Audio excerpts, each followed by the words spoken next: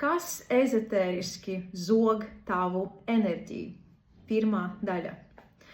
Tu nogursti nevis tāpēc, ka dari pa daudz.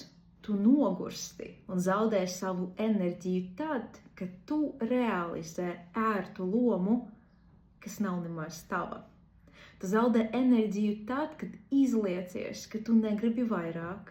Tad, kad tu baidies būt pamanāma, kad tu baidies būt pārāk skaista, pārāk spilgta, pārāk seksuāla, iespējams pat pārāk bagāta.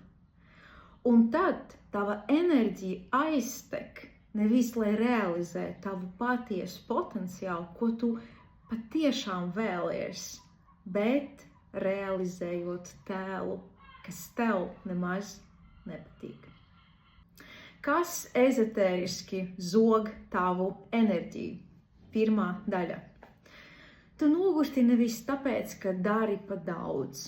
Tu nogursti un zaudē savu enerģiju tad, kad tu realizē ērtu lomu, kas nav nemaz tava.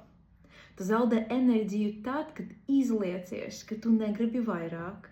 Tad, kad tu baidies būt pamanāma, kad tu baidies būt pārāk skaista, pārāk spilgta, pārāk seksuāla, iespējams pat pārāk bagāta.